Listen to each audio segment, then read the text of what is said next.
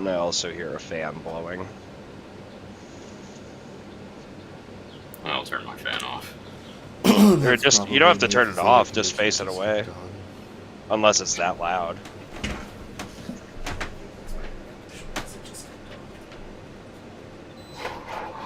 Shut up.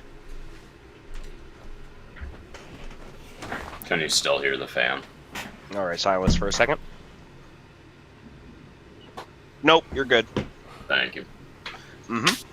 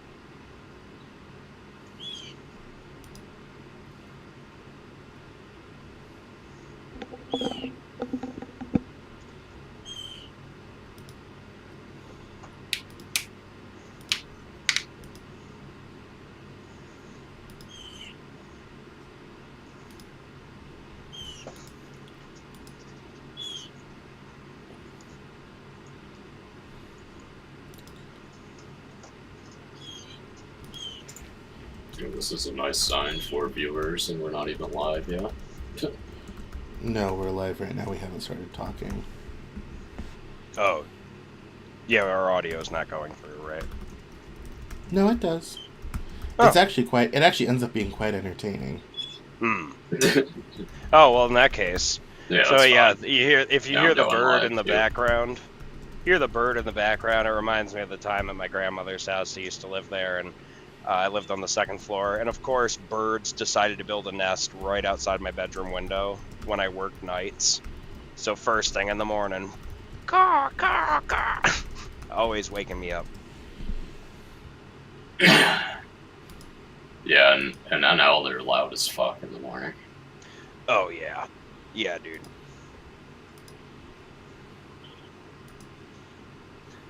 And because my grandmother also likes to feed them, so they show up here. Or at her house, I mean.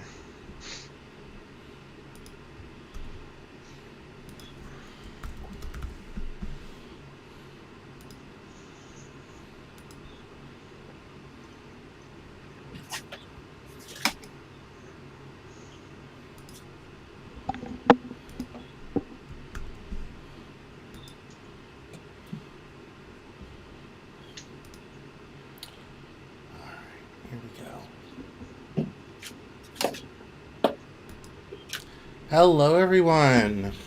Welcome to the Living Joke Podcast, episode 6. Always a difficult episode of any movie franchise. This week, I'm going to bring the guys in a second. This week, we're going to be talking about dating, a lot on that. That was a topic I brought up, and I found some hilarious shorts.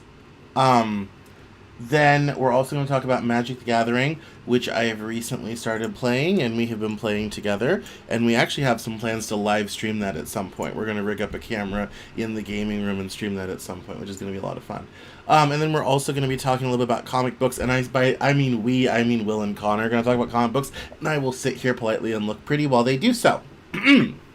So, let me grab the guys for a second, and let me change to this scene. There we are. Will, lighting? Can we get some lighting in your region? Oh, you mean me? Always a sense of theater. That's great. Always a sense of theater. Hold on 1 second. I gotta go out of character. Ah, no, wrong button. Wrong button. If you are if you're listening to this only, you should go check out the video on Rumble or on YouTube Oh my to god, I got it see strapped around me like a fucking snake. Will's theatrics. And now his theater is suffocating him. So what have we learned, kids? Be careful with what you do because it may try to strangle you at some point. So, welcome to episode 6, guys. Yeah, happy to be here. Yeah. Same. So, I am amazed at how well this show is done for 6 episodes. We're already getting dozens of viewers. Dozens, I tell you, dozens. Which is a lot of fun. So, I thought for an opener, we would start with this rather entertaining tweet that I found. I need to pin some things. It's the fact Howard Stern is being canceled at SiriusXM. What? Yes! So his contract is up at the end of this year, and SiriusXM has said they're not going to renew. Oh, So rip to a legend, dude.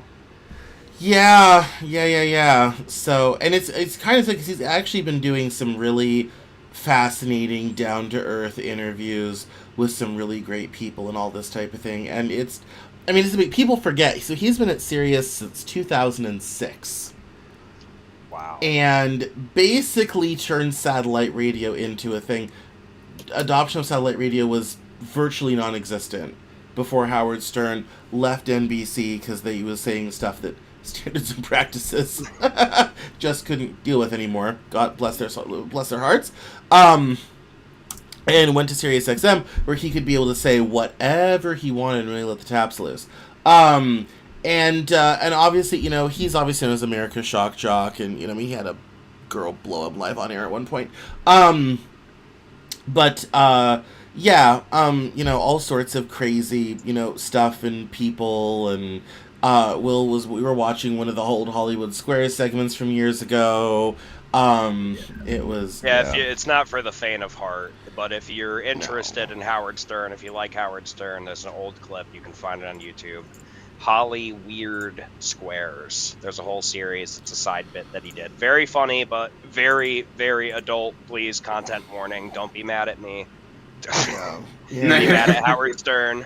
Yeah, no, it's a crazy thing, and it's I always kind of glommed on, as someone who didn't really grow up in this region of the country, I always glommed onto it because it was all very, New York and very cosmopolitan, and I always kind of wondered, like, where does he find these people? Like, where do these people exist? Around this, here, they exist here.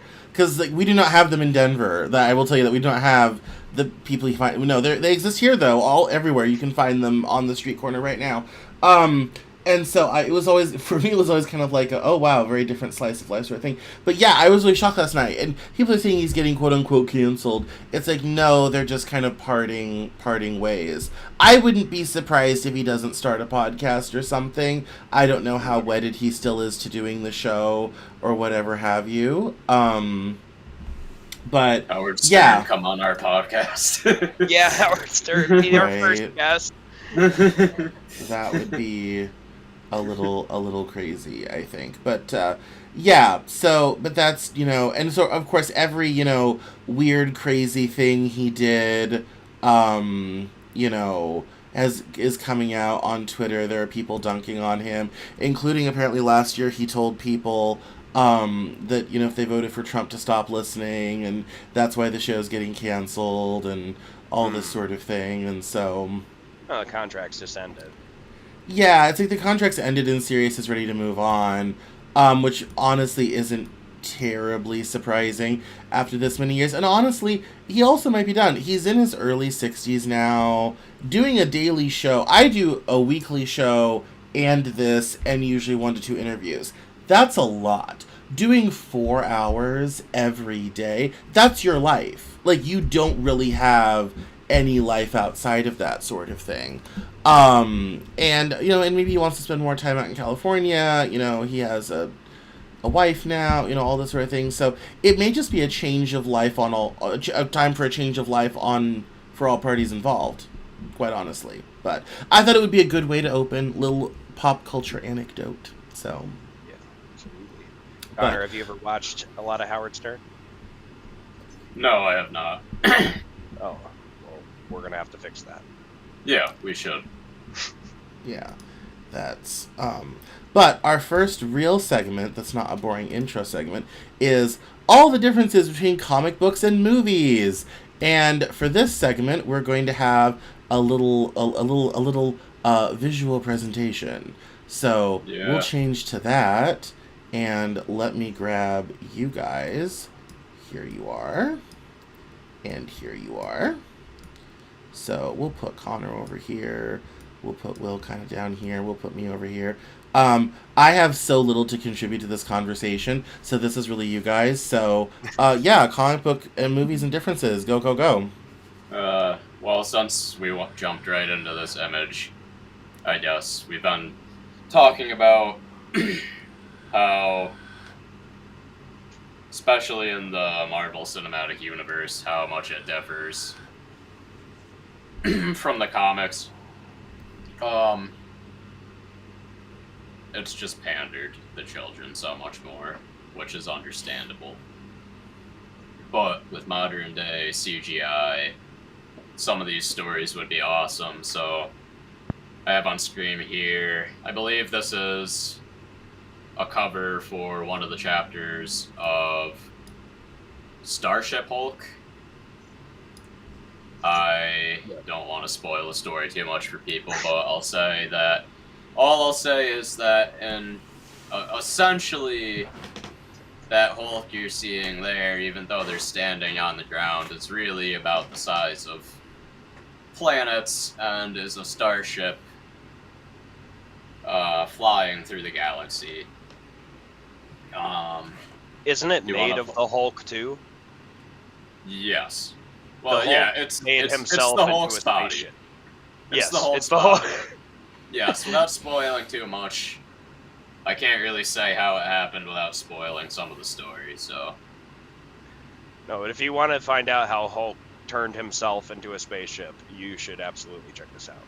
Well, I think one of the points that you wanted to make when we came up with this idea the other night was that the movies have gotten a bit thin and they're having trouble making money. Yeah. But there's all this wonderful storytelling in the comics, of course, that is not making it into the movie / now TV part of the franchise, and that doesn't necessarily serve these characters or this story. Well, that's yeah, true. well, I'll get into that. But do you want to bring up the other image first? Just because these are two of my what I find to be the more interesting comics. Here we just see, Venom with an interesting, what looks to be DNA pattern on him.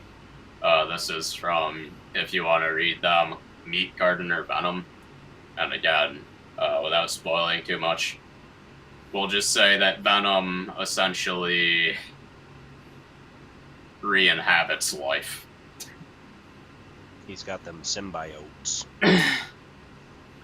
But yes, I think what I was saying the other night, and one of my biggest issues is that part of why I think they won't make these comics and adapt them in the films is because you have so many people writing so many different variations where the MCU is trying to tell a consistent story, so I understand that. But then the MCU has a lot of the plot holes and issues with their own story that just don't make sense, or they throw something in there because it seems like it's either meant to be fun or some kind of foreshadowing, but for 20 fucking movies later when no one would even really remember, the moment anymore.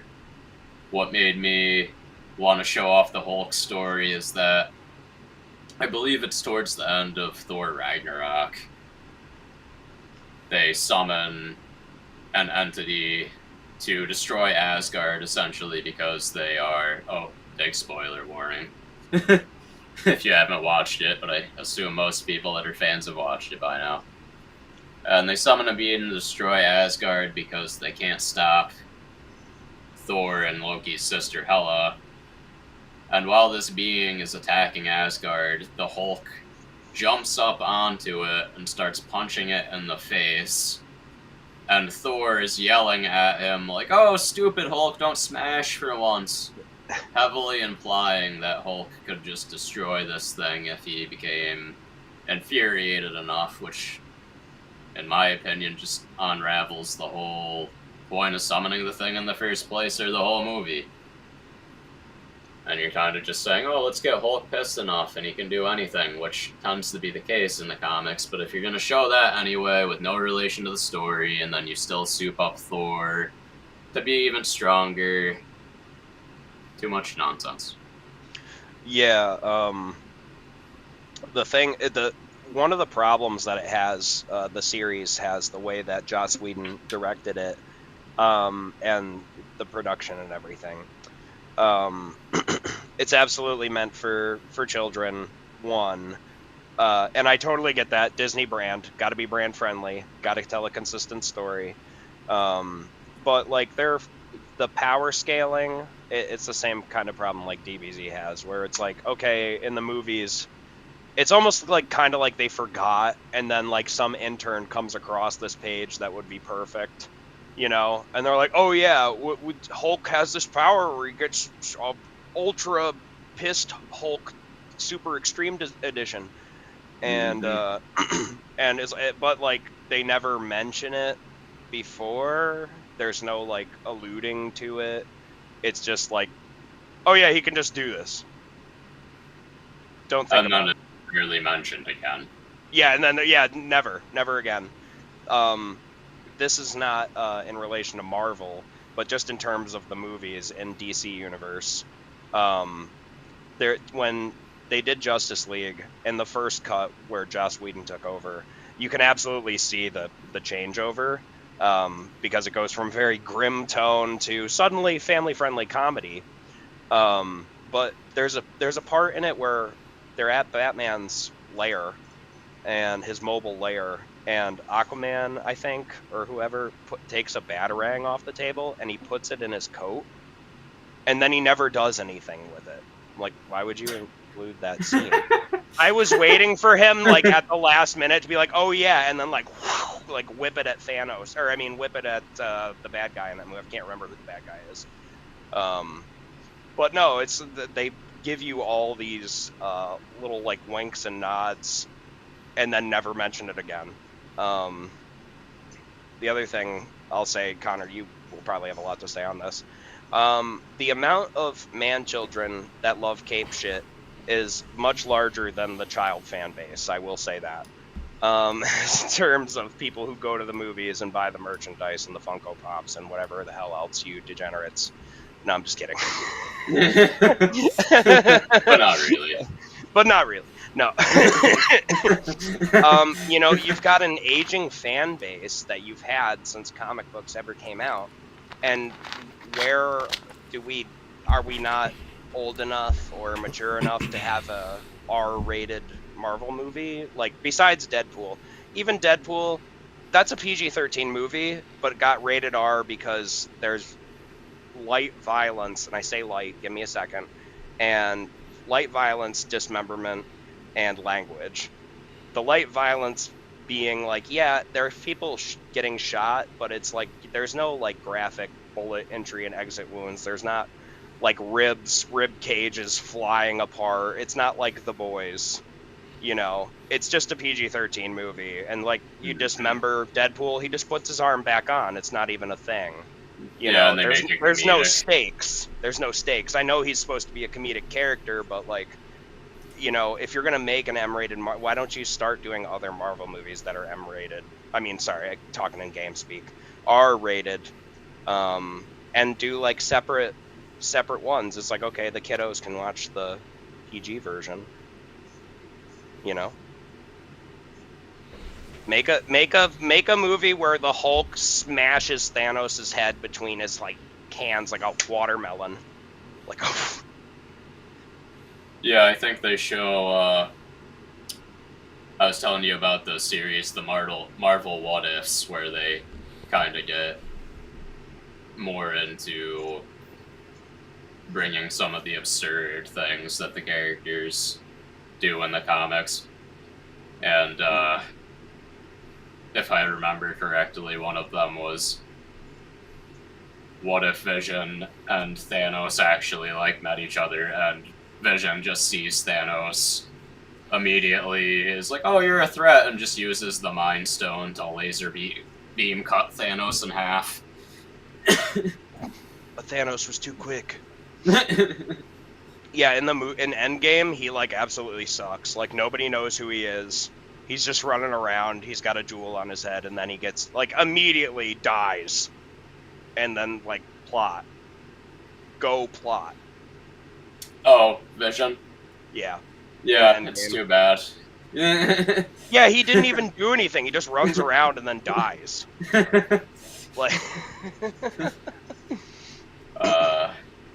Thanos, by the way, the MCU version, is one of my most fucking hated villains, and one of the biggest,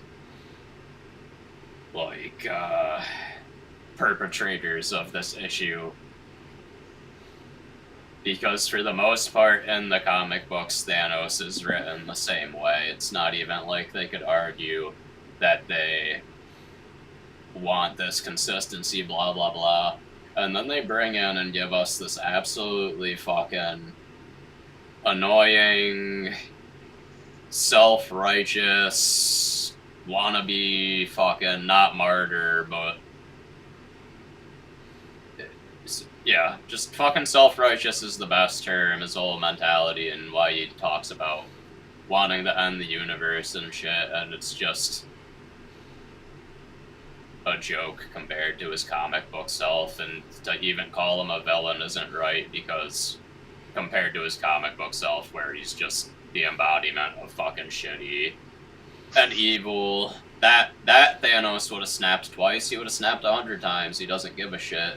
Spoiler warning for comics, the only reason that he wanted to wipe out the universe is because he's in love with Lady Death and just wanted to kill as many living beings in front of her as possible to make her fall in love with him and build her a throne of their fucking corpses.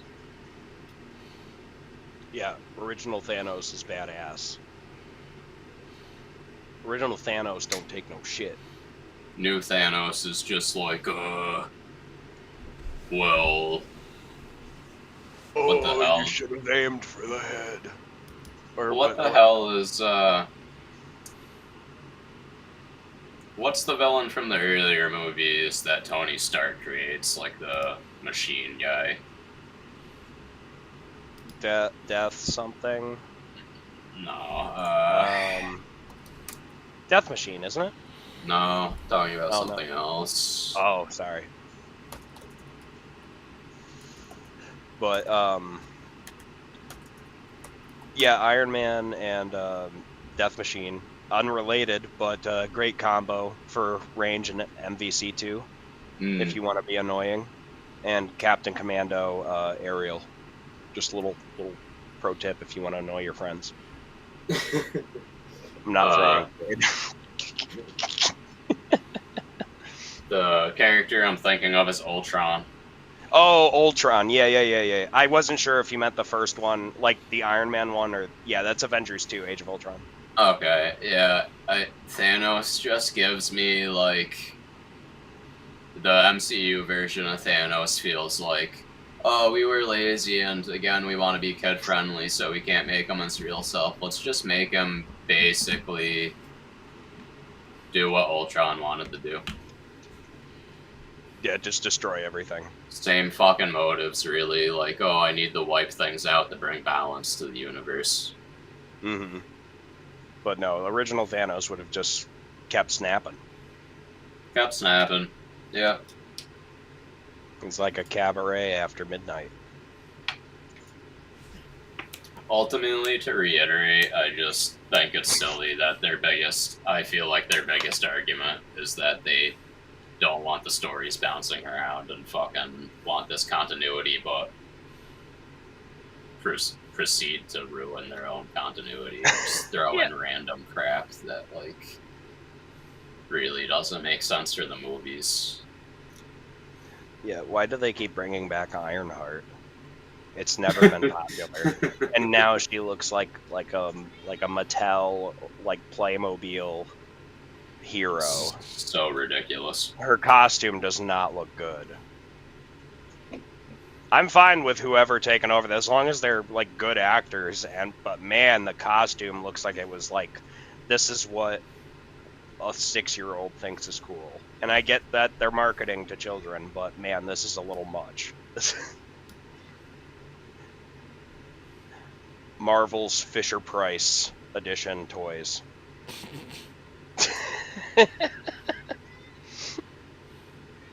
Meow, tugboat. All right, Connor. What else have you got Anything on this else? topic? Oh, I've ranted on as much as I shall about comic books and what they could do with the movies. It does connect back to our Disney conversation about how use the technology we have, you could make absolutely incredible visual scenes. I'm not saying they don't in some movies, but it could even be 10 times better. Not just in Marvel, and everything. Yeah, and everything. Everybody, it's like these low effort, like, I want to say cookie cutter style movies. They are just, Disney's just really tanking themselves. I knew it was bad. I could tell it was going bad when they started acquiring studios, like buying studios. I'm like, oh yeah, they're trying to go full corporate expansion levels. It's not going to go good. You spread yourself too thin, your resources get shitty. Quality goes down. It's not good. Always. All right. Well, we'll put us back in this format, and we will march onward to our campy discussion on Magic the Gathering. Hell yeah. So, as we all know, I had stopped playing Magic sometime in, I think, 2008 or 9, after only playing a couple years, and I sold all my cards, got rid of all my stuff, and moved on, because I was, growing up and doing other and big things, and fast forward another 15, 16, 17 years, well, life didn't really work out, and now I'm back playing Magic. So, we've dragged you back into the world of MTG. That I had worked so hard to escape. Too bad. And never escape. Yes, well, yes. The only way out is in a box, Holmes.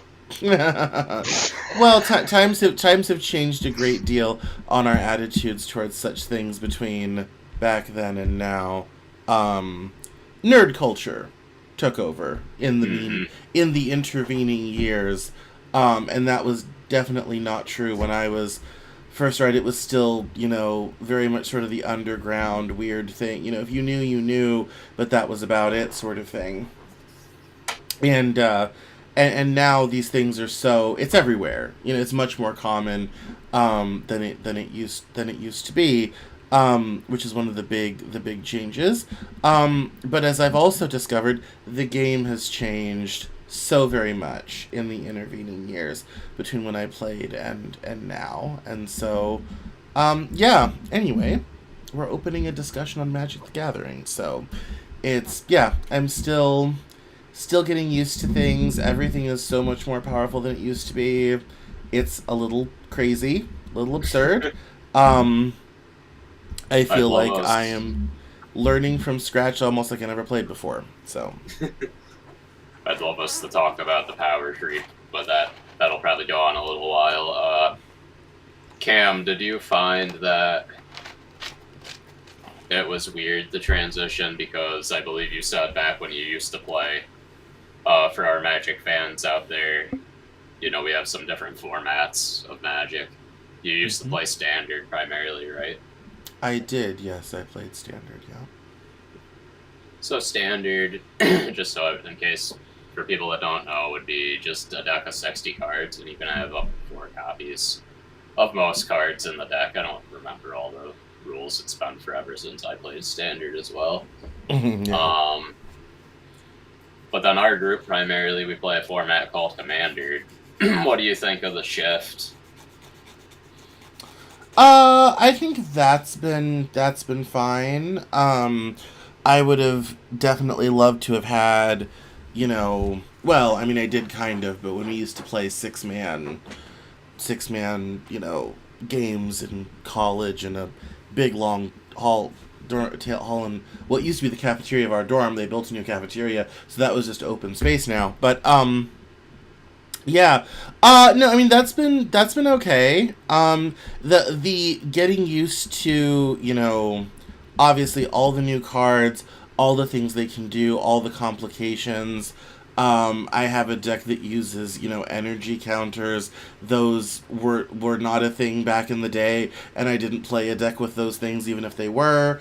That's been that transition's been fine. It's been everything else that's been a little bit more, a little bit more crazy. So, like in the Aether Drift Commander deck I play, you have vehicles that have to be crewed by creatures. That wasn't a thing back in the day. Sort of. I mean, that's where the transition's been hard for me. It's like the game's just so much more complicated now. I mean, back in the day it was pretty simple and pretty straightforward, and now everything is more powerful. Everything does more, and you've got, we thought we were doing hot shit when we just had trample. Now you've got all these other modifications, and so, it's at some point in the game you have to start getting out your calculator and start taking notes on all the things Sometimes. to do. Like, yeah, I mean, it's just it's that's been the hard part for me, is that the game's just a lot more complicated than it used to be. The game is afoot. It's a foot. I personally did not start playing Magic until maybe 2018. I had some friends that bought me a pre-con deck. Forget even who it was, but yeah, ended up liking it. I got a deck gifted to me by a friend, and I just built my second deck ever. Usually I play Commanders Marisi. I play Atla Polani, Nest Tender, and now I have Gerard the Lich King, something like that. Lich something. Anyway, Yeah. love it. Love He's it. the Lots of Lich fun. King. He is the Lich King. I want to see if I can find a card if you guys want to vibe or whatever for a minute. Yeah. No, it's no, we thought we were very fancy when they released a new Acronis, and I had a complete set of 4 at the time, and people that at the time that was big news. Like, that's how long ago this was. And so, yeah, it's just, but I kind of quit playing the game right when I think the first edition of the Planeswalkers came out, and I saw where, even though it's hard to get used to, I'm not surprised, because I knew that's where the game was going. Like, I knew that it was getting a lot more crazy and complicated and whatnot, and so it's, yeah, so I think it's just amazing how much power creep there has been, and how much you can do, and battles used to be somewhat straightforward unless someone really had found some weird stuff, and now, even just based upon the pre-cons I bought that Connor has lovingly modified, because I have neither the time nor the inclination, it's amazing how much more moving parts there are in any given game. It's still a little nuts to me, to be honest. Were there did you have any card mechanics that you found difficult to deal with? Like, one of the ones that I always had a lot of trouble with, which is stupid because it seems really straightforward, is Saga cards. Yeah, I used to play Slivers back in the day, and there's lots of card mechanics that will affect all slivers on the field. That could, if you had a lot of stuff on the board, that could make things very complicated.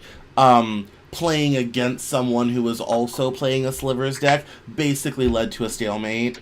And it didn't take very long. You get 5 or 6 creatures out there, and everything's applying to all Slivers, and it just becomes, there's no way either party is going to win.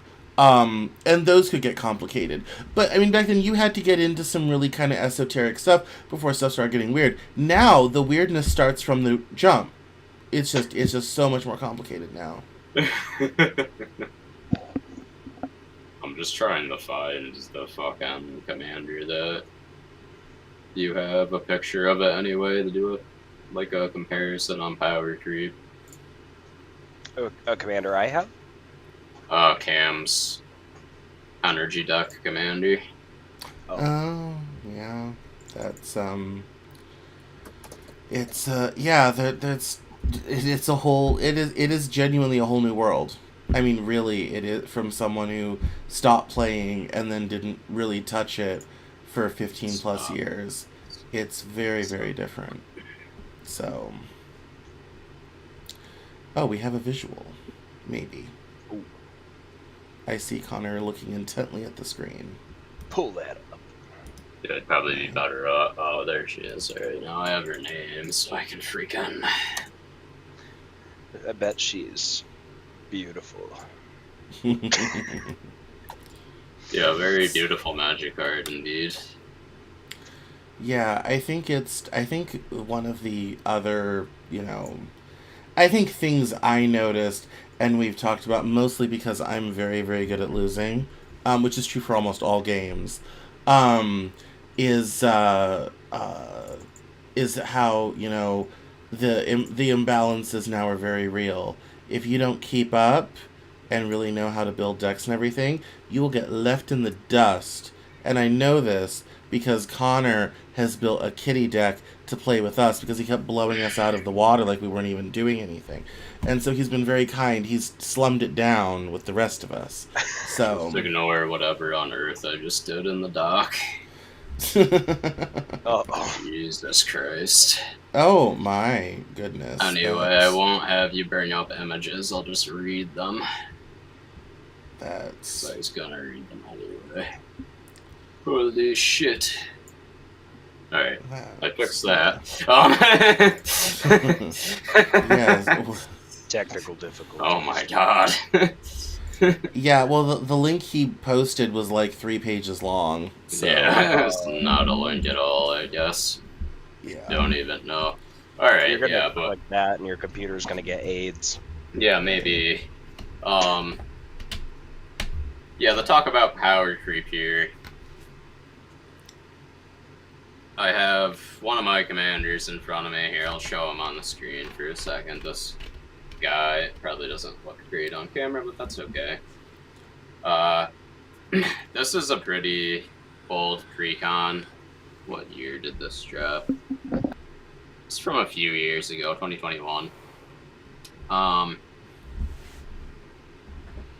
Very tribal-based commander for spirits, but I'll just read what he does. This spell costs 1 less to cast for each spirit you control. He has the keyword flying. And lastly, whenever Millicent or another non-token spirit you control dies or deals combat damage to a player, create a 1/1 white spirit creature token with flying. So this commander's not bad at all for tribal. But when I compare it in a second, I'll say the things I'm looking at are how little, or not really how little this is, but how slow it is. The base cost is 7, so you need numerous spirits to even reduce its cost. It's helpful for recurring it from the command zone if it dies, but still you need, in a casual game, numerous turns to build up these spirits.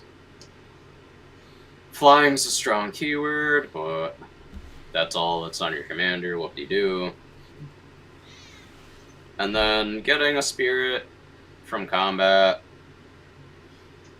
is probably the best part of them because it doesn't read it procs for each individual attack, so if I attack with 3 spirits, I'll get 3 spirits. Again, I still need to attack with these spirits.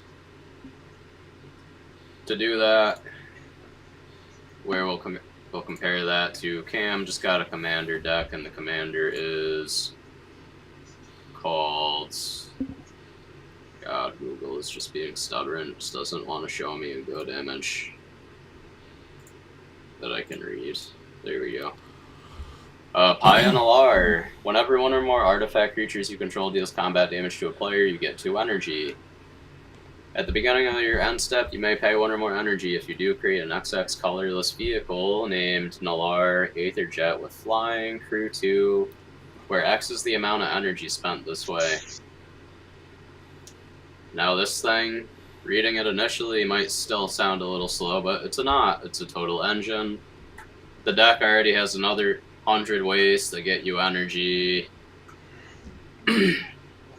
And then, whenever he's attacking with any vehicle or something, he can pay all that energy to make another one, as strong as he wants. Then he has 2. It just kind of always doubles itself over and over again.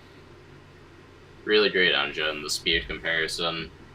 Everything's just so much faster.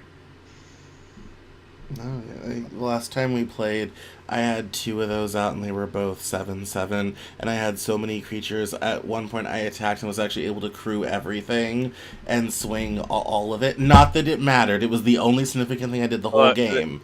The only reason it was a very lovely moment for while it happened. You would have crushed me. I just happened to draw Dina and Exquisite Blood. Yeah. Because I didn't have anything else in my hand that would have saved me if you decided to attack the next turn. Yeah, it was. But even the point at which it kind of went infinite with you, it like if we had played 3 more turns, that energy buildup would have just absolutely gone insane, and I would have been cranking out stuff like an assembly line. It would have gotten quite ridiculous. So. Yeah, it was quite, so it is quite amazing. And as I said, Connor has lovingly and kindly modified my deck to actually for suitable purposes. Because he's a very kind person. So yes, so it's been a fun experience, I have to say. You know, sad for my life, but fun to play. We're enjoying that we have a third to play Commander with, because yeah, it's absolutely. kind of, not that there's anything wrong with playing 2-player, but it does take a while. Yes. And Commander, I just think isn't really like geared for it as well. You get these situations where it's like you either play both very even decks, and then like you just said, it can take forever. There's a lot of decks that you can't even play in 2-player. I just built a group hug deck, for example, where it's not that the deck can't win, but the purpose of the deck usually is to make everyone at the table go off, get their decks going faster, draw everyone cards, and give buffs to all players and their creatures, etc. That becomes completely pointless in a 1v1. Or you get the last situation where it's just, okay, one person breaks out a deck that just goes infinite on turn 3, and then... I mean, that's annoying anyway, but... Yeah.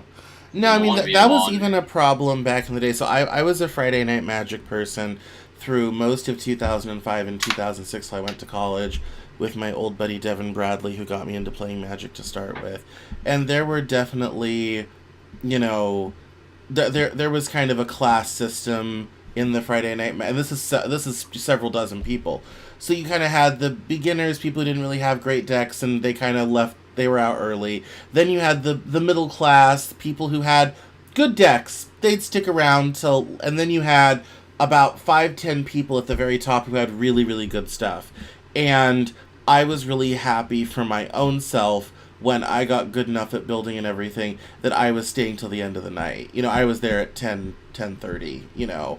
And I had curfew at 11 and Devin had like 10:30, so we're actually trying to get out of there because I got to get him home and then I got to drive to, to get home myself. And so that was fun to be kind of like, would love to stay, but we actually got to go. I got to drop off my buddy and then drive home. So it was crazy. So You can even you can crazy plays and stuff are even more common in standard. Like Commander's built to be a casual scene, so even with people creating like what they'd call CEDH or competitive EDH decks, yeah. It's still, you can win super early with them, but it's more like turn 5 or 6 usually, unless you get a God Hand, where standard you have 4 copies of everything. It's way more likely statistically for you to draw your combos or whatever within the If you first want to be couple super annoying, play blue and standard. Just be super annoying. Yeah, there was some people that definitely did that sort of thing. I found back in the day I didn't really get kind of going crazy till I bought a ton of cards and kind of tore apart the precons and made new stuff. You really had to DIY it. I think what was more crazy, and I think even Connor was a bit impressed by this, was how good the Commander precon I bought was out of the box. And that was definitely not the case back in the day. You bought decks to get cards that you were gonna kind of do your own thing. Where I literally unwrapped it all from Target, sort of thing, and then walked into the game room and played the same night, and it was kind of chill, So, yeah, it's been really cool. It's been a lot of fun. Like I said, we're gonna try to live stream a Magic evening at some point. It requires a little technical rigging and getting a laptop or computer out to the game room because we don't really have anything in there. But yeah, it's it'll be fine.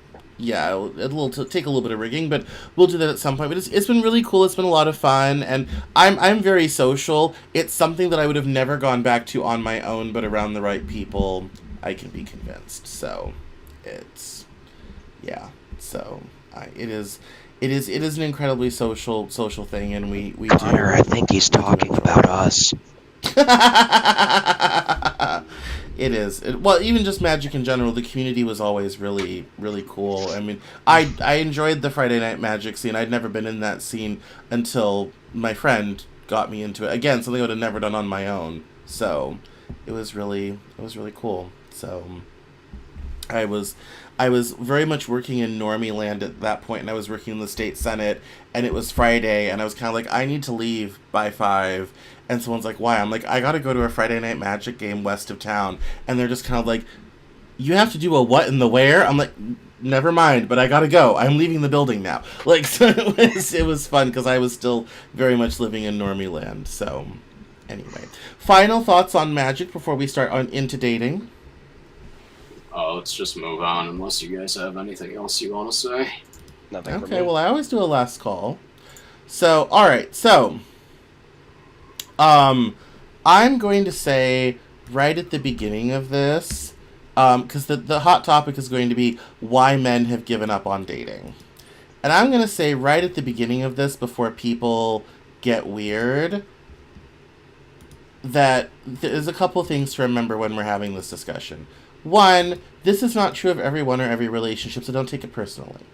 2, everyone having this discussion has been in a long-term relationship, and I think at least 2, if not all of us, have actually lived with a partner. So this is not some basement, neckbeard, her to her type of thing.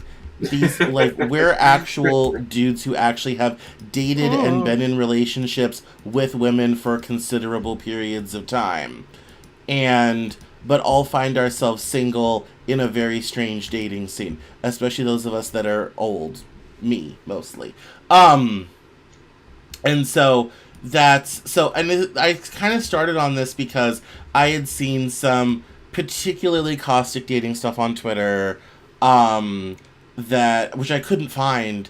I had saved posts, couldn't find what app I saved them in. It was very frustrating. So I had to kind of go around and find other stuff. But I've gathered some material for you guys to react to. And so I think we'll just kind of start in on that basis to get the discussion going. So let's do it. Yes. All right, and I'm gonna bring myself out of Siberia because I put myself up in the corner for the comic book discussion. I'll bring myself back down to earth. So, welcome back to the motherland. Yes, thank you. So, the first one we have here is most men are not really willing to step up and take on all the demands that marriage and fatherhood places on them. They are simply unwilling to take on extra responsibilities when they don't receive respect, authority, or appreciation from women for their efforts. And this is an unpopular opinion about men. Why is it an unpopular opinion, though? I mean, I get it, but I think the end of the statement kind of, like, sums up right there. If people don't want to take on these responsibilities, it's probably not because they're lazy and just don't feel like they want to take on these responsibilities. It's because they feel like there's no reason for it when they don't get... It's not even about fiscal gain, like... And it's not even about a partner. If your own family and the people you love can't appreciate what you go through and try to support that, then why is somebody going to put themselves through it? I mean, but I think that's kind of the point, is like, yeah, it makes sense. It adds up. I wouldn't even say he's necessarily wrong or incorrect about that. I think the fact that you say something like that and it's considered kind of provocative. I think there's even some comments that are kind of like, yikes, all this type of thing. Like this person here, a woman said, wait, you want respect for doing the baseline, but don't want to respect women doing just as much? It goes both ways. That would be kind of, I think, why it's a bit of a quote-unquote unpopular opinion, is because as far as she's concerned, doing all the demands of marriage and all that, that's just, that's not anything remarkable. It's not anything of note. That's just, how things should be. That kind of answers your question, sort of thing. And again, this gets into the changing expectations. I had in my notes that, there's all these sort of new expectations being placed on men, and men, by and large, aren't necessarily stepping up to the plate to all those new expectations, and it's creating a bit of a crisis for dating and marriage and fertility and all these downstream effects. Will, you're about to say something. Yeah, and for relationships, I think people have to be honest with themselves about what type of relationship they want. You can't just date anybody and hope it'll work. I mean, you really have to be picky with your partner if you're going to spend a long time with them. I'll just say, in nature, again, this is not anything for society, human society, but in nature, most men, let's relate this to single mothers. I dated a single mother. I loved her. No hate on single moms. No hate on single moms. But in nature, other males, let's say a lion, if a lioness has cubs or just had cubs and you have a new male lion partner, or even if it's your current male lion partner, they often sometimes, maybe lion's a bad example, Tasmanian devils, they kill their offspring. They kill them. Other animals will not take care of children their babies. Lions, so do large primates, gorillas, and orangutans do it. Yeah. Yeah. I wasn't sure, but yeah, I went with the safer T-Devil. But just in case I was wrong. But yeah, I mean, it's a lot to ask of another man to take on a child that's not theirs. Now, I mean that in the way that, like, it's a lot to ask some men to do.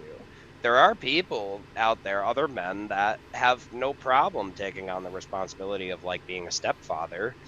I think that some of the onus goes on women, though, because, maybe, I'm not saying every relationship, but sometimes a lot of people make poor choices at who they breed with, Like, I'm sorry, your life's not going to get any better if you're dating Kyle Shooter Quickfeet McGavin. I I don't think this dude's reliable to hang around long term. But yet you met him on a first date and got nutted in unprotected, and now you're pregnant. And it's like, okay, like, stupid mistake. We love our kids, but when you're taking on that responsibility, you have to be honest with yourself. Like, I can't handle that, so I'm not going to step up to it. I don't think there's anything wrong with that. Yeah, no, no, I don't necessarily, and I think it's even, even, in situations where, the relationship has, born children, whatever have you, and guys decide to check out of it, and I've had some instances of that in my personal life. I knew a woman, her and him, they met, they got married, she was ready to start a family, they had a kid right away. He lasted 6 months. I'm not even lying, 6 months. Yeah. And hit the bricks. And I was really surprised because they were so great together, sort of thing, and I called her kind of when she had announced it, and I was kind of like, good Lord, what happened? And she said, yeah, fatherhood was not for him. Yeah. Apparently. Can we revisit her comment real quick? Yeah, let me scroll down. The one right below it. Yeah. Not that I really I don't know this person, nor do I really care much about their opinion, but even on, like, her comment to me is silly beyond just an issue of relationships, and I think that not all of the relationship issues of why men don't want to date, or et cetera, come from it, but I think we've been seeing this shift just in life as a whole of a lack of, like, a feeling of community. And to note, she says something very specific in this comment. Want respect for what? Doing the baseline? Men and women out there both, anyone watching, who the hell is doing the baseline right now? No one is thriving, more or less surviving by doing the baseline. Anyone in this household, not that we're gonna blast it on here, but if they were to share their past and their lives and some of the things, even just the past couple of years that they've done for a career, I'll share a little bit of mine without details, but I was working an absolutely insane job to make okay money, but in this day and age, I've done the math. I could have maybe supported myself and a partner, maybe somewhere decent, not even a nice house. If I wanted a child, that's a whole nother story. And that's the thing, it's like, her opinion is kind of invalid both ways, and men and women should work from both ways to respect each other more, because I think, not to be mean, but unless you're just an absolute lazy bum that doesn't care about yourself in life, most people that are actually putting in effort and working hard, it's not the baseline anymore. You have to do 10 times what our grandparents used to have to do for a sliver of the results. Mm-hmm. No, I think that's a big story as well, and I think also the top comment belies a change within society. There was a time when, being a father, a husband, that still has a lot of cachet. I won't say it doesn't, but it's not what it was in the past, and I think a lot of guys, they're going to look for the thing that's going to confer some status, partly because women find that very attractive. And there's not a lot of that going around for men these days. And I think that's part of the reason why guys are not necessarily falling all over themselves for a certain type of life or whatever have you. Is not only are you right, Connor, the dollars and cents, the math ain't mathin', as the kids would say. Not only is it dollars and cents wise sort of a crazy thing to do, but what are you getting from it? Yeah, Not much these days. We know personally a lot of couples that are in I don't want to say dead end relationships, but just the unhappiness. And it's like, okay, like, not in every case. There's some I'm going to say on both sides, because we know women that are married to bums, and we know guys that are married to leeches. You know, excuse me. You know, when you're dealing with a partner like who is that bad, I mean, you gotta stand up for yourself and like get rid of that person in your life. You need to eliminate toxic people from your life. You need to make like smart choices.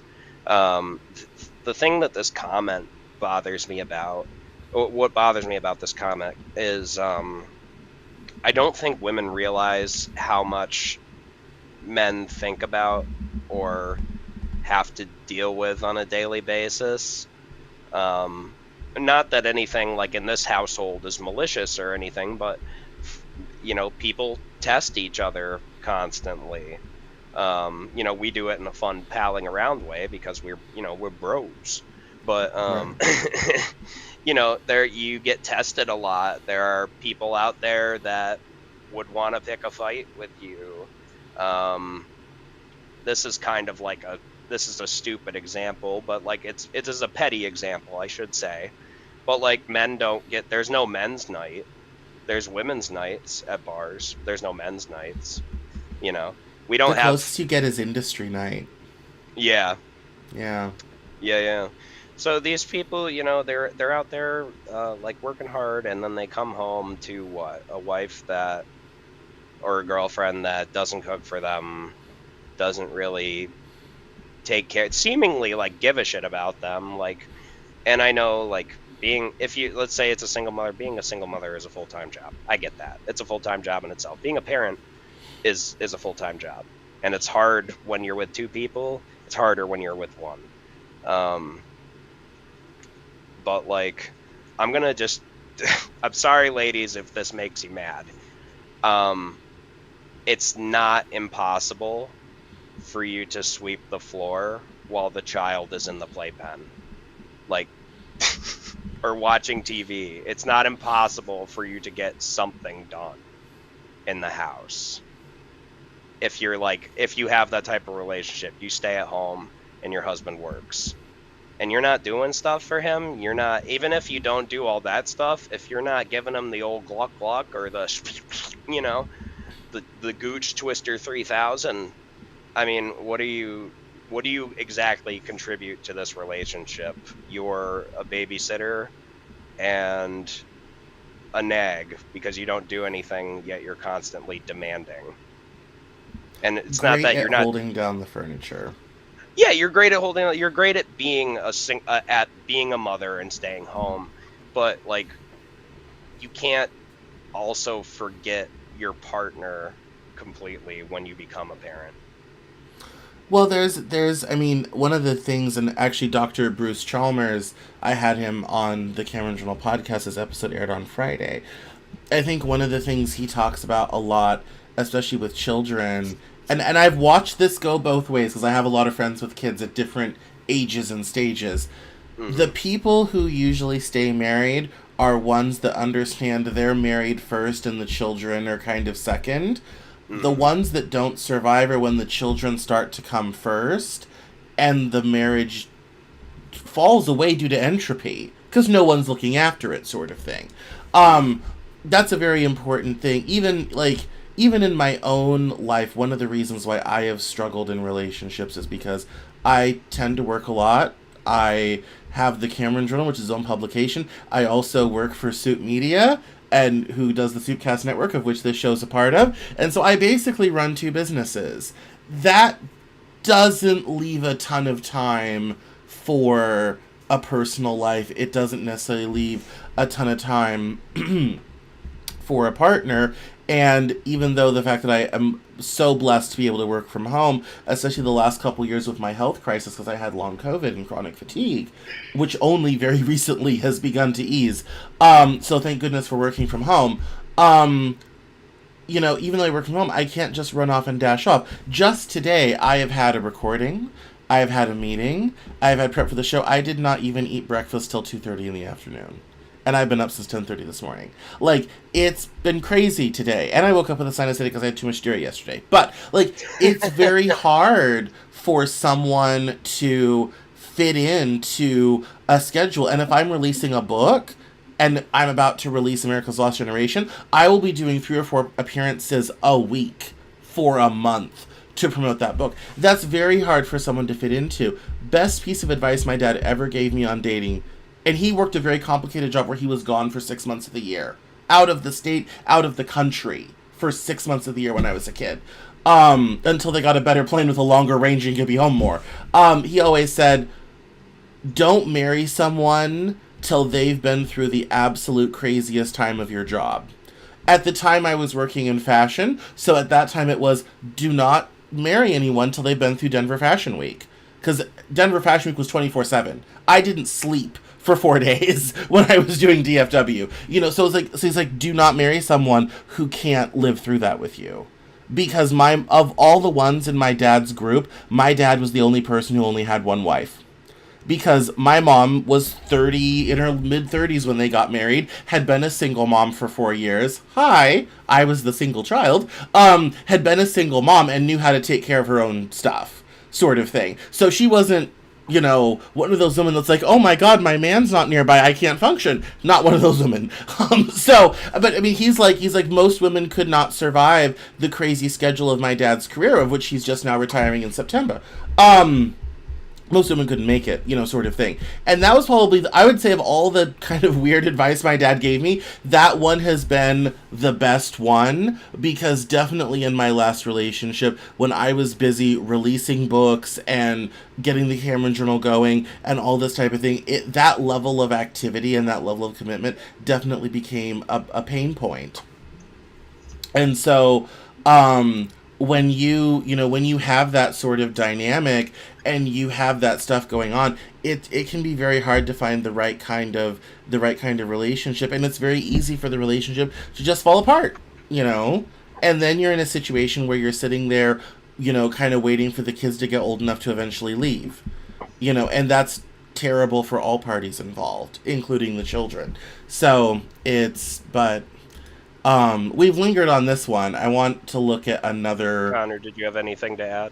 Yes. No, I said everything I needed to say about that. Okay. Yeah. This one I thought was a little bit interesting. If you have sensitive ears, plug those. All men want their women unfucked. The only difference is how these men choose to cope when they don't get one. 1, I'm the biggest she's ever had. 2, I'm the richest she's ever had. 3, she's never loved anyone the way she loved me. 4, I'm the best she's ever had sexually. 5, yes, they had her body, but I own her soul. This one right here is one of the funniest. 6, what matters is she'll never be with no one else after me. These are all the same, dude. They just look different paths to feed the ego and pride that was naturally satisfied when most men had unfucked women. We come up with different rationalizations in order to make ourselves feel special and feed our egos, justify our choice to love her. For me, I make them spend more money on me than they spent on any other guy. And yes, I'm rich, but deep down, if every man is being honest with himself, he just wants to be the first one to fuck her. In the meantime, we can keep coping consciously or subconsciously. When I saw this one, I was very interested to get your reactions to it, because I take a different view. So, Connor, why don't you take it away? My reaction to this is my reaction to so much of the shit on the internet. Like, go outside, touch grass. Where the fuck do people get these ideas? Maybe if, like, your life consists of dealing with men that are actually like this, you should stop questioning why men are like this and realize maybe there's people out there that aren't like this, and why the fuck do I keep surrounding myself with this nonsense? Like, I'm sorry, but if that's all, if she's interacted, if that's her true opinion and what she's gotten from her interactions with men, it's like, I'm sorry. I just kind of feel sad for you. Like, you chose to go date a bunch of shitty men. I mean, I think what I find interesting about this is I think this is such a microcosm of, like, this is where, for me, things start to get toxic. Like, really in the toxic realm of, okay, dude, that's a little too far. I always tell the story, I got burnt pretty bad when I was in high school with someone, and after that I quit caring who women were or not with, or when they did and did not were with them. Because I just learned at a young age it was pretty meaningless. And I don't get to make that choice for them. They can only make that choice for themselves. So why lose sleep about something I don't actually control? And that's another person, sort of thing. And so I thought this was just kind of like, yeah, this is, I think, a toxic reaction to this idea that, you know, that sort of conquering nature within men towards women. I felt this was kind of the more toxic end. Like, if the first one was kind of like, yeah, I get that makes sense, this is kind of the next toxic iteration of some of the crazy ideas that people on the internet have about women. And I do wonder, like, have you met a woman? Like, you know, can we call her? Like, you know, like, does she exist? Right. I'll probably be the dissenting opinion on this in one way or another.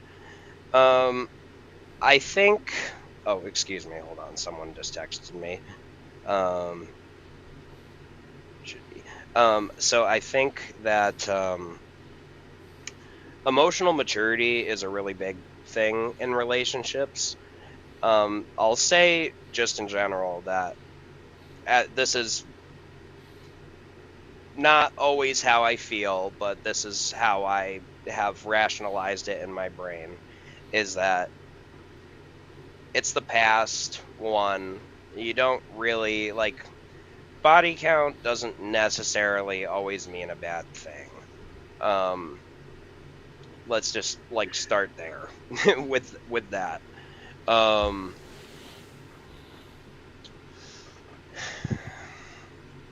I do think there is an aspect that women need to have some emotional maturity as well as men. One thing I'll say is that I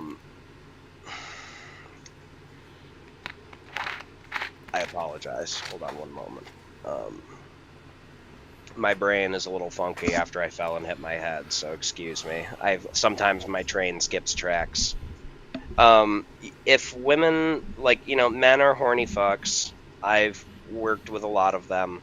If women didn't, like, give it up so easily, like, no offense, ladies, but, like, if you're, like, a fuck on the first date type of person, or if you're hooking up with random dudes, like, at a bar or something that you, like, just met, and you don't get good outcomes from it, well, I mean, you kind of only have yourself to blame.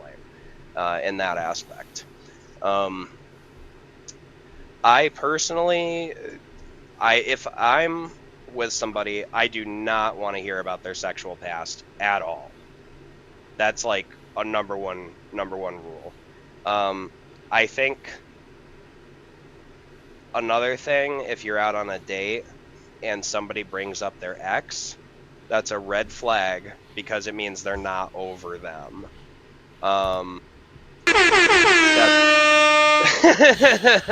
That's right. Dropping knowledge here. Dropping fact. I have no standards, and even I find that offensive. Like, no, and I'm the same way. I'm not going to go on a date and talk about any of my exes, and there have been a few, or past escapades, and there have been many. You know, I've been very lucky that way. Like, that's not a first date topic at all in any universe. To me, it's like to me, it's never a topic unless it's like you've been together a while and it's like, oh, you know, you got to deal with like some divorced, separated, you know, co-parenting situation. That's a little different. Right. But like, if you're essentially, I apologize, but to the median opinion amongst men is that men who are genuinely trying get ignored because they're not really, you know, they're not Chad Thundercock. There's a lot of unrealistic body standards for women. I feel like, I mean, for men, I feel like the body standards for women, that was like such a thing of the early 2000s, and we've had so much body positivity growth in the last several years. Also, like, thick bitches are in. Like, you know, stuff goes in phases. You know what I mean? Big, like, everybody thinks, mommies. yeah, big thick goth mommies with big old goth udders. Let me at them. You know, big booty Latinas. You know, there's all sorts of flavors and fun that you can have out there, but maybe if you're trying to meet somebody for the first time and like put a good impression because you want to date them, maybe don't talk about like, oh, you know, my ex used to do this thing and here's this funny story that me and my ex did. That's not good. That's not good at all. No. I personally would rather have a woman with a lower body count. I don't expect people to be virgins because, I mean, that just is like kind of a rite of passage thing, you know. But there's nothing, absolutely nothing wrong with going and hooking up and having a good time and, you know, bing, bang, boom, you're out of there. And, you know, whether it continues or not, yeah, you both had a fun time, you shook hands, you said goodbye. I don't know if that's what happens, but I don't know if that's what happens in the median interaction. But don't expect people to want to stick around if you're, like, constantly riding the cock carousel. I think the old adage about, you know... Oh, can I share a story before I forget it? Yeah. Oh, like, there's this one girl I was, like, absolutely head over heels for. And she wasn't really interested in dating because she had gotten out of a long relationship or whatever. But anyway, I still tried, and she knew I was sweet on her. I, like, handmade her some stuff and some artwork and whatnot. And then, you know, she was, like, having a bad night, so I called her to see what's going on. And she's like, oh, I hooked up with this guy. And, you know, then he just, you know, like, fucked her and dipped. And she was all heartbroken. She's like, oh, he was exactly my type or whatever. And I'm like, so your type is losers? Is that your type? Like, do you want me to just say I want to fuck you? Is that how I'm going to get anywhere with you? You know? It's like, you won't fuck me, who's, like, totally invested in you, but you'll go and fuck some fucking random Guido at a bar that you just met. And it's like, look, I'm not touting myself like I'm all that or whatever. But the feelings were both mutual in a way. She just didn't want to commit. But it's like, okay, don't like tell me you don't want to commit or do anything sexually and then go get passed around at the bar. Like, sorry, I don't expect me to be with you. You know, I don't want to deal with your baby daddy drama or your fucking shitty kids or whatever. Like, I don't want to deal with your blown out pussy. That's probably stinky. I'm sorry, but no, it's actually funny. There's a video clip that is actually quite germane to this discussion.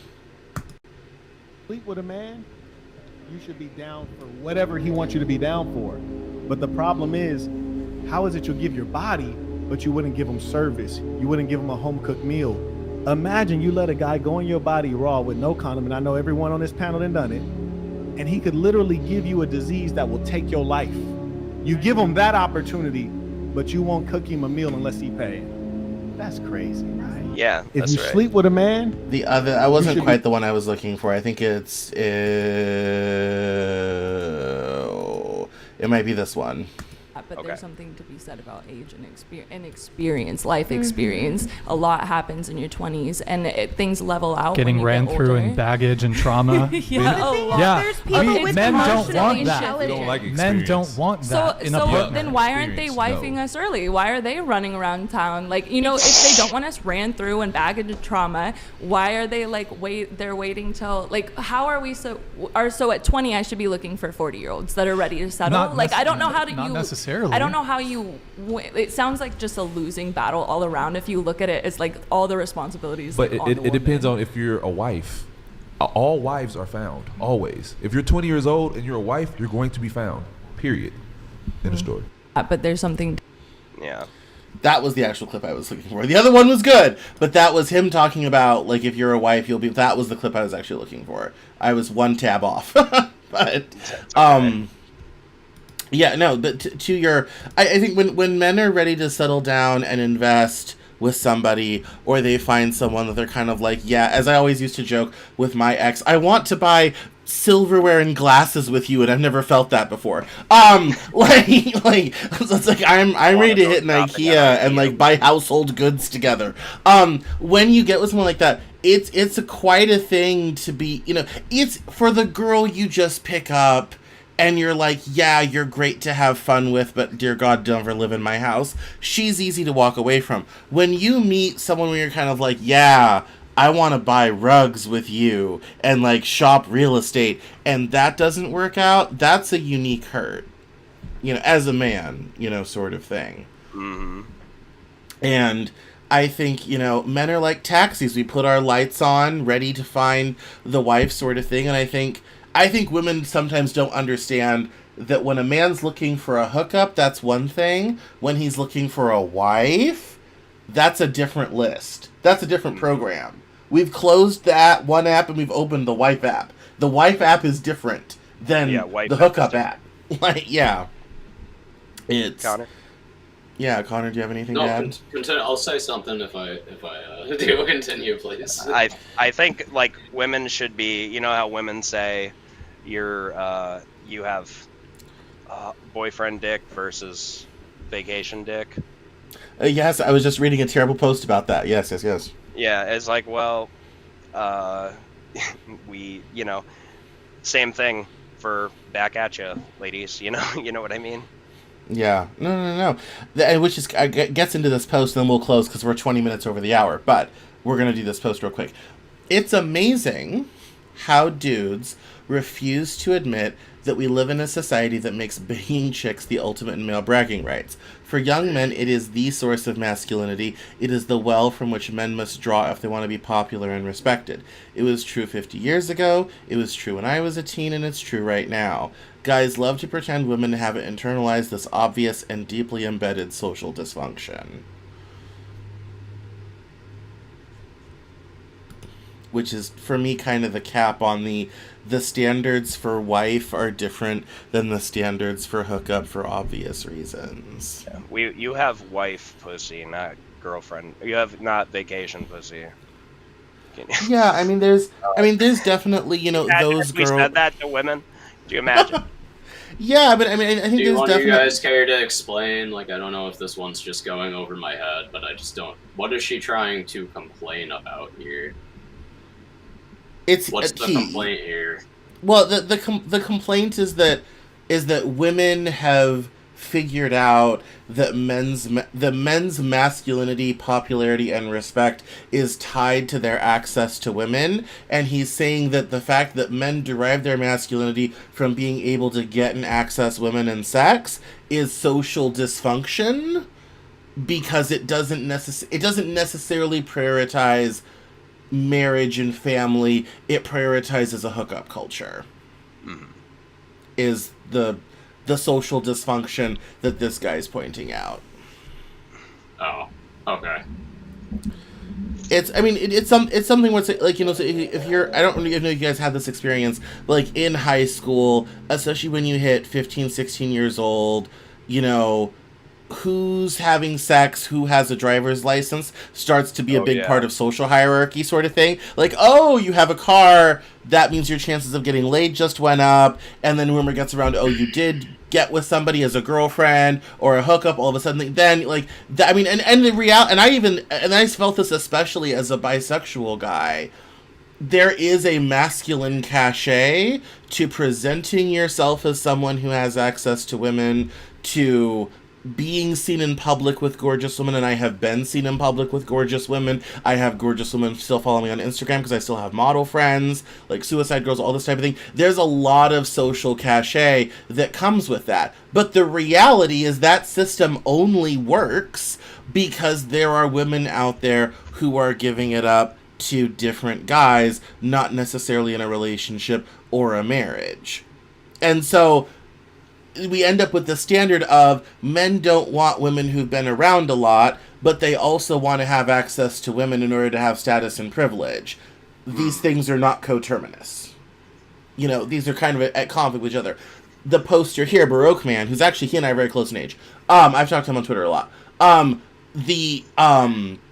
He's saying that this fundamental tension is a social dysfunction. It would be better if we went back to the Victorian system, we'll call it, that didn't really end till the 1960s, that prioritized pair bonding relationships where it was very hard to get pussy without getting married outside of visiting the House of Ill Repute.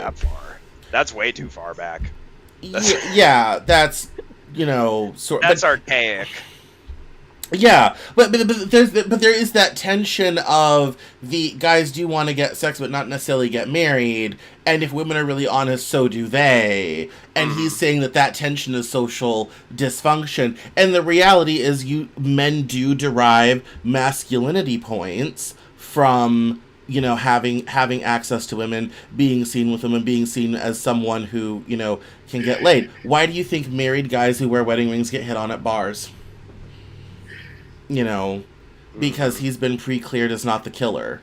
You know, right. Another woman has selected him, he can't be that bad. That's literally the female logic behind go after the married guy who's alone at the bar, is, well, at least some other woman has seemed to have verified that he's not the serial killer, so I'll give him a try, sort of thing. You know. Got you. Yeah. I think emotional maturity is just the biggest thing. Like, if you want to be a wife someday, or you want to be a husband someday, at a certain point you have to be like serious about it. And you, like, I'm sorry, you know, the days of like, oh, we can go and like have fun and whatever, we're teenagers, it's young, life is great. Bro, you're like 25 and you haven't gone to college. You're pretty much fucked if you make it to 30 like me. So I mean, we're not in a good state. This country's not in a good state. People should be getting married.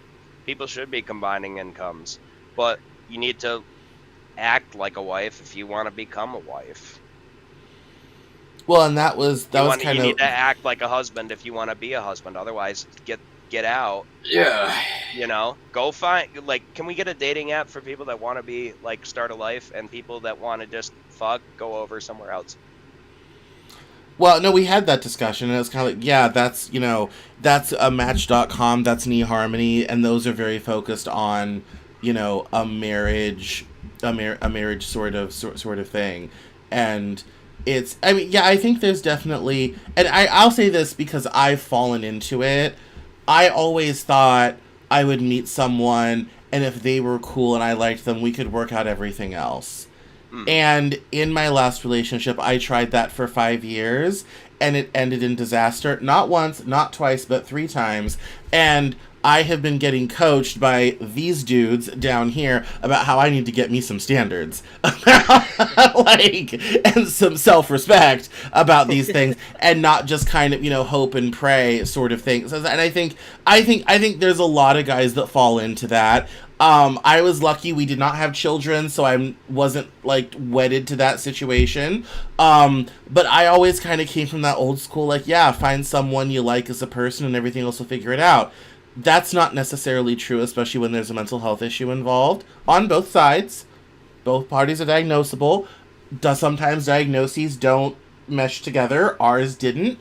But yeah, I mean, that's, you know, I mean, that's definitely, I think, another kind of aspect of it is understanding who it is you're getting with.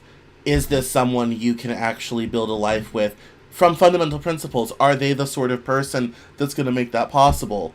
And if that's not it, and that's what you're trying to do, then it's best to move on quickly and find someone who you can do that with. Absolutely. All right. Well, that was final thoughts, fun and exciting. I'm sure this is a topic we will broach again. Any final thoughts? Yeah.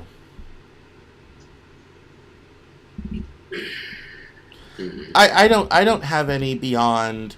I think there's a lot of double standards on both sides in the current dating market, and no one is well served by it. Especially, I'm a little bit older and have seen. I kind of was involved in hookup culture when it was just kind of getting going. I also remember dating before the apps. It was way easier, by the way. You just met in person and things kind of developed from there, or not. I think there's a lot of disconnects. I think there's a lot of people who they want that really great relationship. They want that really great love, but they're also not willing to comport themselves in a manner that is going to do that. And I even count myself among that. I didn't necessarily have the factory tooled for that outcome in the way that maybe I should have. So that's not even a read. I'm also reading myself to filth there. And I think there's also a lot of people who want to have a lot of fun, and then, especially women, I think it is a bit true that women want to have a lot of fun for a long time, and then when they're ready to settle down, they're mad when men have kind of lost interest. And they're kind of like, what the hell happened? And I even think that goes from sometimes men as well. And I say as someone who's nearer to 40 than not, it seems like a lot of the really great, decent people have already paired up and coupled off. And at this age, you're really left with what's left, sort of thing. Leslie Jones had a great bit where she said they should just make one dating app called What's Left. And had Kelly Clarkson on the floor. Sort of thing. So I feel that too. And I sometimes get a little bit despair to be kind of like, what are my chances of getting a great relationship at this stage of life? Not that great. But it's an interesting thing. But I think the trauma that men carry from past relationships, and everyone here has some. We're not going to put it on blast. We'll just say we've seen some shit, folks. That's something that I don't think is taken seriously, especially by women. I don't think they get it or care. They don't understand it, and they don't care about it at the same damn time. Well, that leads me to a final comment for both men and women. You can do what we just put up on the screen, and you can have some negative experiences, and then you can go and cry. Why are all women like this? Why are all men like this? Or you can do some self-reflecting. I'm not going to say her name or anything, but my last big relationship lasted for 7 years. We both did a lot of shit wrong. We both did some things right. I'm sure we both have resentments. I could sit here and put her on blast and say 1,000 bad things about her. Instead, I went and self-fucking-reflected and learned things about myself that I want to make better, and things in other people that I don't want anything to do with. Try doing that instead of going online and whining and crying about why all men are lazy and or all women are this or that. Bluffing. No, that's good. All right. That's an excellent place to end. We've gone far over time this week, but thank you for coming. Thank you for everyone watching. We had a great group this time around. This is the Living Joke Podcast. You can find us on Instagram at TLJ_joke. We're on YouTube at The Cameron Journal for now, but we're exclusively on Rumble at The Living Joke. And then we're also on Substack, thelivingjoke.substack.com, where you can find us on all your favorite podcast channels. You can sign up for exclusive content, all this type of thing. Both of these guys will be streaming games throughout the week, so make sure to head over to either our Rumble channel, The Living Joke, or either of their Twitch handles. Connor is a Grey Crow 01, and Will is NinjaQ69. And if you want links to that, they're on the Substack. So thelivingjoke.substack.com. Go check that out. And we will see you next Wednesday at 4 o'clock for the Living Joke Podcast. Thank you so much for watching. Talk soon.